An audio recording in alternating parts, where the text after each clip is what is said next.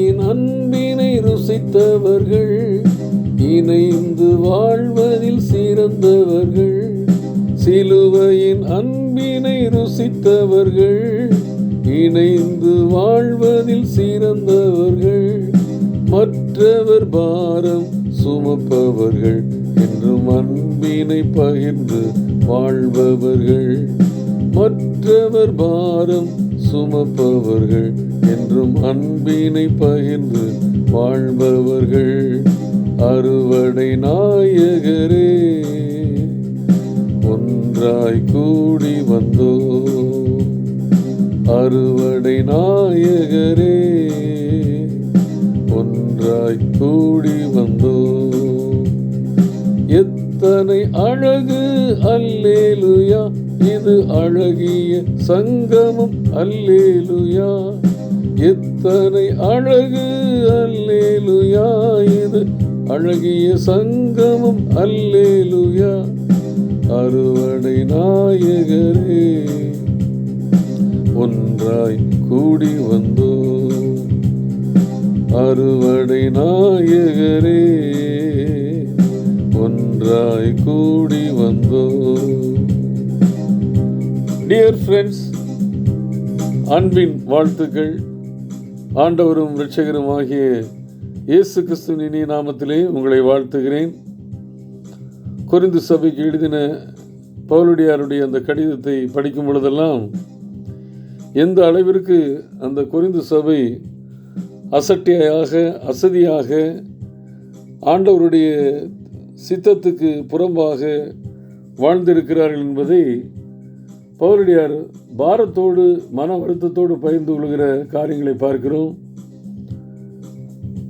நம்முடைய வாழ்க்கையிலே சபையாகிய நாம், ஆலயமாகிய நாம் ஆண்டவரை ஒரு பொழுதும் விசனப்படுத்தாதபடி ஆண்டவரையும் ஆண்டவருடைய பணியாளர்களையும் கனப்படுத்தி ஆண்டவர் கொடுத்திருக்கிற நல்ல வாழ்க்கையை ஆண்டவர் பிரியம் செய்வதற்கு பயன்படுத்த ஆண்டவர் விரும்புகிறார்.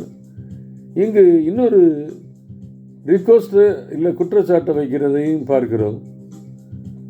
2 கொரிந்தியர் 11ஆம் அதிகாரம் 8-9 வசனத்தில் வாசிக்கும் பொழுது 7வது வசனத்தில் தன்னை உயர்த்தாதபடி தாழ்த்தி இலவசமாய் உங்களுக்கு ஊழியம் செய்தேன்னு சொல்கிற பவுலடியார் 8வது வசனத்தில் என்ன சொல்கிறாரு? உங்களுக்கு ஊழியம் செய்யும்படிக்கு மற்ற சபைகளிடத்தில் சம்பளத்தை பெற்று அவர்களை கொள்ளையிட்டேன் அப்படிங்கிறாரு. அவருடைய பாணியில் எழுதுகிறாரு. உங்கள்கிட்டருந்து ஒரு பைசா கூட நான் வாங்கலை. ஊழியத்தின் பார்வையில் இல்லை என்னுடைய சுயத்திற்காகவோ ஒரு பைசா வாங்க இலவசமாக அந்த ஊழியத்தை நான் செய்தேன். ஆனால் அதற்குரிய தேவைகளை நான் எப்படி பெற்றுக்கொண்டேன் என்றால், மற்ற சபைகளிலிருந்து உதாரத்துவமாய் கொடுத்த அந்த காணிக்கையை வைத்து உங்கள் மத்தியிலே ஊழியம் செய்தேன். நான் உங்களோடு இருந்து குறைபட்ட போது உங்களுக்கு ஊழியம் செய்ததுனாலே அநேக நேரங்களில் எனக்கு ஃபைனான்சியலாக அநேக குறைவுகள் வந்தாலும் நான் ஒரு நாளும் உங்கள்கிட்ட வந்து தொந்தரவு பண்ணலை, காணிக்கை கொடுங்கன்னு சொல்லி கேட்கல. மக்கதானியாவிலிருந்து வந்த சகோதரர் என் குறைவை நிறைவாக்கினார்கள். எவ்விதத்திலேயும் உங்களுக்கு பாரமாயிராதபடி ஜாக்கிரதையாக இருந்தேன், இனிமேலும் ஜாக்கிரதையாக இருப்பேன். ஏன் இந்த கொரிந்து சபைக்காக இவ்வளவு முயற்சி எடுக்கிறார்னு சொல்லி பார்க்கும் பொழுது, அவர் மேல் நான் பிரியமாக இருக்கிறேன்னு சொல்லி 11வது வசனத்தில் சொல்லுகிறார். இப்படி செய்ய வேண்டியது என்ன? நான் உங்களை சிநேகித்திருக்கிறேன் என்கிறார். ஆண்டவர் எப்படி நம்மை சிநேகிக்கிறாரோ, அன்பு கூறுகிறாரோ, அதே போல் அசட்டை பண்ண, அசதியாக இருந்த, கனவீனப்படுத்தின, தள்ளிவிட்ட, புறக்கணித்த அந்த சபைக்கு, அந்த சபையின் மேலே இயேசு கிறிஸ்துவை போல பிரியம் வைத்தார். அவங்ககிட்ட இருந்து ஒரு காணிக்கையும் வாங்கலைங்கிறத சொல்கிறாரு.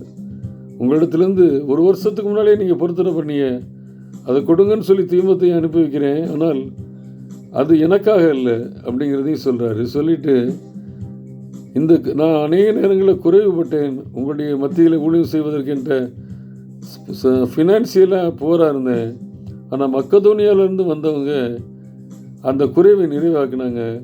அப்படிப்பட்ட போதும் நான் உங்களிடத்தில் ஒரு வார்த்தை கூட கேட்கல, காணிக்கை கொடுங்கன்னு கேட்கல, அதில் ரொம்ப ஜாக்கிரதை உள்ளவனாக இருந்தேன்னு சொல்லி ரொம்ப எச்சரிக்கையாக அந்த கொரிந்து சபை ஊழியத்தை டீல் பண்ணுறாரு. ஏன்னா அவங்க பேசுகிற பேச்சுகள் அப்படி இருந்திருக்கலாம், என்னன்னு தெரியல. இன்றைக்கும் கூட ஆண்டவருடைய பணியை செய்யும் பொழுது தவறான காரியங்கள் நம்ம மேலே சொல்லப்படலாம்.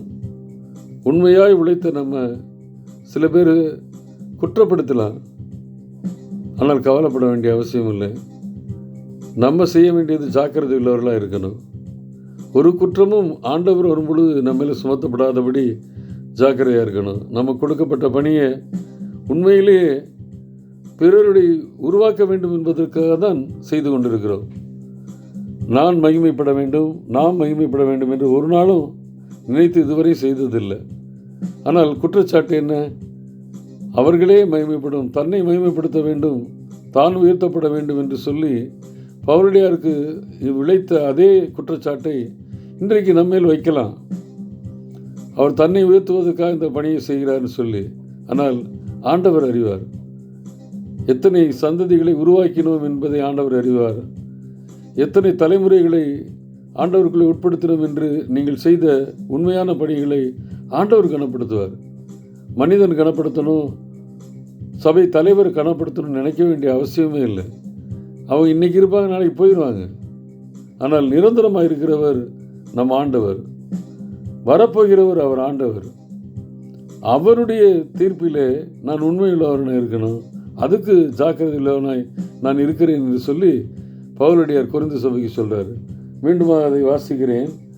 நான் உங்களோடு இருந்து குறைவுபட்ட போதும், ஃபைனான்சியலில் மட்டுமல்ல, கனப்படுத்துவதிலும் குறைவுபட்டேன், ஒதுக்கப்பட்டேன். ஆனால் நான் ஒருவரையும் நான் வருத்தப்படுத்தவில்லை. மக்கதோனியாவிலிருந்து வந்த சகோதரர் என் குறைவை நிறைவாக்கினார்கள். இவ்விதத்திலேயும் உங்களுக்கு பாரமாக இராதபடிக்கு ஜாக்கிரதையாக இருந்தேன், இனிமேலும் ஜாக்கிரதையாக இருப்பேன். அப்படிப்பட்ட பவுலடியாருடைய சிந்தையை அணிந்து கொள்வோம். கர்த்தர் கொடுக்கின்ற கணத்தை பெற்றுக்கொள்வோம். மனிதர் ஒரு நாளும் அவங்ககிட்ட கொடுக்குற கணத்தை விரும்பவே வேணாம். இன்னைக்கு கனப்படுத்துவாங்க, நாளைக்கு தூக்கி எறிவாங்க. இது மனிதனுடைய சிந்தை.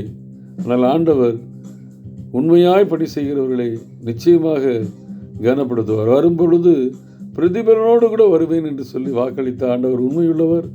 அந்த பிரதிபலனை எதிர்பார்ப்போம். இங்கே போடுற காரியங்களுக்கோ, இங்கே மகிமைப்படுத்துகிற காரியங்களுக்கோ அடிமைப்பட்டு விடக்கூடாது. அடிமைப்பட்டு முகஸ்துதி செய்து ஆண்டவருடைய சாயல் இழந்து போய்விடக்கூடாது. இதில் உறுதியாக இருப்போம், ஜாக்கிரதையாக இருப்போம். கர்த்தர் ஏற்ற வேளையிலே நம்மை உயர்த்துவார், பயன்படுத்துவார், கனப்படுத்துவார். ஆமென்.